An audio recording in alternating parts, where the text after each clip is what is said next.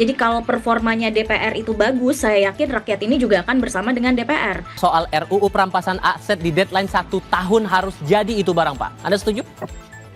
Saya pikir dengan deadline 1 tahun, saya pikir sudah cukup waktu. Terakhir kali kan Litbang Kompas tanggal 16 sampai 26 Agustus kemarin mencatat percakapan di media sosial untuk sentimen negatifnya hampir 90%, 88,9%. Lalu juga citra lembaga DPR di Januari 2025 menurut Litbang Kompas juga angkanya 67%. Kalau Pak Syarif bilang prioritas DPR harus untuk memperlihatkan atau kinerjanya di sektor ekonomi, kalau menurut Anda? Ya, Mas Tifal. Jadi kalau kita bicara soal kepuasan dan kepercayaan publik kepada DPR, ini kan sebetulnya bicara soal kinerja ya, atau performa. Jadi kalau performanya DPR itu bagus, saya yakin rakyat ini juga akan bersama dengan DPR. Bahkan sepakat untuk memberikan gaji yang menunjang betul kerja-kerja DPR begitu. Dan kalau tadi ditanya soal prioritasnya, saya rasa 3 fungsi yang dimiliki oleh DPR, baik itu fungsi legislasi, anggaran, dan pengawasan, ini sama-sama urgennya untuk diperbaiki karena sama-sama mempunyai kritik yang sangat besar dari publik. Misalnya terkait dengan fungsi anggaran. Kalau kita flashback ke hal-hal yang membuat masyarakat akhirnya turun ke jalan menyampaikan kemarahan, ini kan salah satunya terkait dengan ketidakadilan anggaran ya. Masyarakat melihat anggaran kita, APBN kita itu dikelola dengan tidak adil, di mana ada fasilitas fantastis untuk pejabat, tapi di sisi lain ada kebijakan efisiensi yang bahkan masuk ke sektor pelayanan publik dasar begitu. Nah, ketika kita bicara soal ketidakadilan anggaran, di sini kan ada peran DPR yang besar ya, karena DPR bersama dengan pemerintah melakukan pembahasan terkait dengan anggaran itu. Nah, di sini konteksnya saya rasa kalau memang ke depan benar-benar mau memperbaiki relasi dengan publik, karena kita sepakat bahwa DPR ini kan dapat mandat begitu ya dari publik atau mewakili rakyat begitu, ya kinerja di seluruh aspek itu harus menjadi perhatian. Salah satu yang memang sedang menjadi concern masyarakat karena ini kita sedang ada pada situasi kondisi ekonomi yang sulit begitu ya, masyarakat juga sulit untuk mendapatkan pekerjaan, kemudian badai PHK di mana-mana dan sebagainya. Salah satu yang sangat krusial ya adalah terkait dengan isu ekonomi. Di sisi yang lain saya rasa yang juga sangat-sangat krusial adalah terkait dengan pemberantasan korupsi begitu ya, di mana di sektor pemberantasan korupsi ini sangat butuh dukungan terkait dengan penguatan instrumen hukumnya.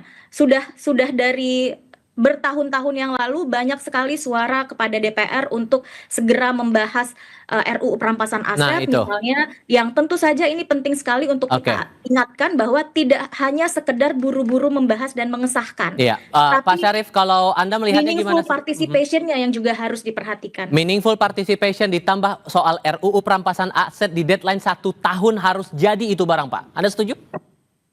Saya pikir dengan deadline 1 tahun, saya pikir sudah cukup waktu, apalagi draftnya sudah ada, identifikasi masalahnya juga sudah terangkum. Saya pikir tinggal melibatkan seluruh stakeholders yang ada kepentingannya tentang perampasan undang-undang perampasan aset tersebut.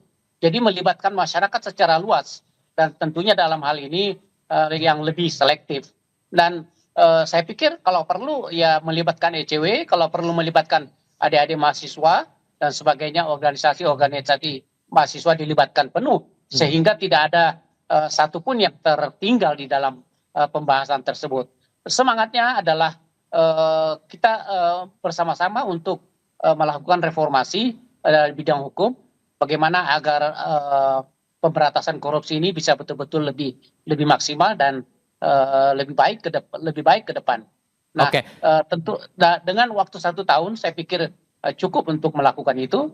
Dan kalau menyangkut masalah anggaran, Mbak Alma, sini DPR di sini kalau begitu undang-undang sudah di undang-undang APBN sudah disahkan, maka domainnya lebih banyak kepada pemerintah.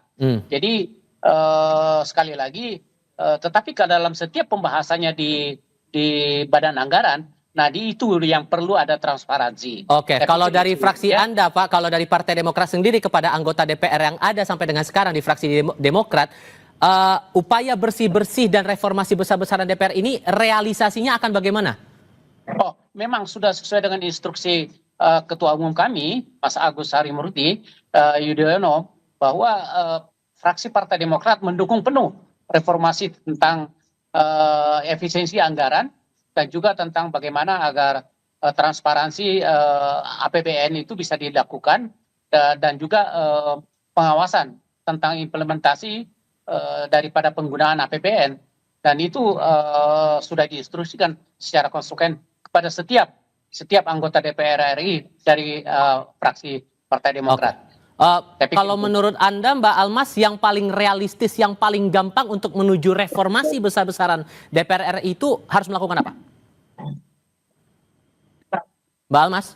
Iya, iya. Pertama DPR tadi ya Mas ya, ini harus segera merealisasikan komitmen untuk memperkuat transparansi dan akuntabilitasnya.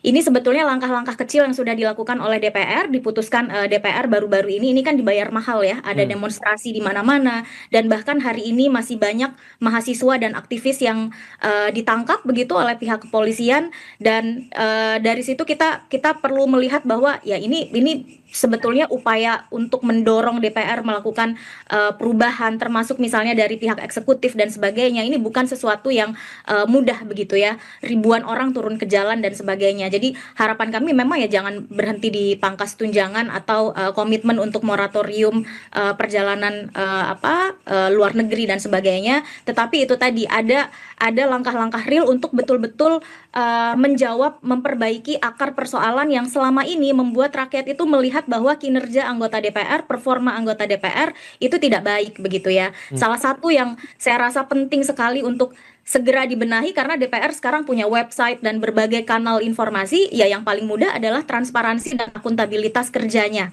begitu.